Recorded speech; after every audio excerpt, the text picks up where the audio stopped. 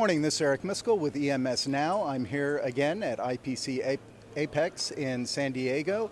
Stopped by the Henkel booth, ran into Mark here, and Mark just wanted to spend a little time, hear a little more about what Henkel's doing and what's going on. It was interesting, we were speaking about this, and you were kind of alluding to kind of almost an inflection point, a change is going on within solder delivery. Can you speak a little to that, please? Oh, good morning, Eric. Yes, I've seen this around the past few days in the show and also in the past 6 months. One of the drivers in the industry is how can I improve my process, and process control is the real drivers with sustainability. So the question would be is there a technology out there that drives you to that deliverable? So typically at the moment we use stencil printing for all the paste deposition process onto a circuit board. But one of the challenges we have is how to improve our yield, how to improve our capacity without actually spending extra money when we don't have to do it. So people in the industry have been looking for alternate solutions. One of the key drivers is that process control, and paste printing doesn't give that control.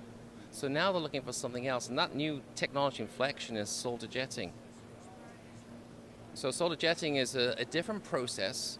It has a process very, let's say, capable of putting deposits down in a fine deposition area with very high tolerances. But the speed is the big challenge people are concerned by, because printing, you can have a circuit board that has 3,000, 10,000 IOs. How can you compete with a jetting machine to get the same deliverables in the same time frame? So the industry has been asking, well, you're doing a technology inflection, but do you have the ability to do mass production without slowing down the mass production line? So one of the key drivers at the moment is, well, how can I optimize my production line by utilizing both technologies together? Because ultimately what I'm trying to drive towards is first time pass, high yield, making sure I have no rework, and my cost of my products becomes a unit cost and doesn't have the cost of the rework accountability. So for printing, we can get very good statistical control, but with jetting, we even get higher statistical control. So we're going from a 1.66 target CPK to a 2 and a 3, but with a tolerance tightening. So going from a tolerance tightening of plus or minus 50 to plus or minus 20, 25. The rate of deposition, let's just say it's 3 million depositions per hour for a printed board to 1 million for a jetting capability. So you are getting into the realms of technology that can be embraced and not just looked at. Now, is this causing confusion then with customers? That's a very good question as well, because one of the things we have seen is that people are not aware of the technology and what it can do. When people bring out new products into markets, you have technology inflections, you have economic inflections, people are very skeptical for change. Why are they skeptical for change? Because they don't be first to implement.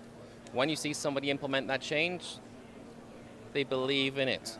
So one of the drivers at the moment is you'll see a lot of awards coming out on technology, making people aware that this is something new, but believe in it because it's delivering. And that's one of the key drivers, how to make that the market aware of it and show the benefits of it at the same time.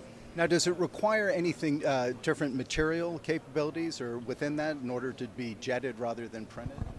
Well, the rheological properties are slightly different because it's more of a product that's flowing through a small orifice as opposed to being printed and rolled across a stencil. So the rheological properties are different, which means the chemistry is slightly different. Now, the key driver is for printing is homogeneity of the solder paste. It's a dense suspension. The powder has to be suspended by the flux. Moving that from a printing paste to a jetting paste, same concept. The paste has to be a homogeneous mixture. The powder has to be suspended by the flux. If it's suspended by the flux, it'll jet out in the appropriate volume control.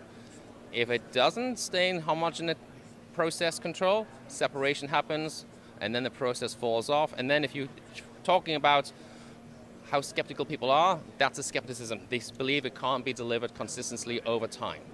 And that's the big drivers in the industry, is how can you convince the industry that I have a new technology that's going to be better than what you have, and you can use it. And which begs the question, so what benefits are your customers going to realize from this process? So when you use this material going forward, one of the drivers is how can I put the product down with accurate deposition volume deposits?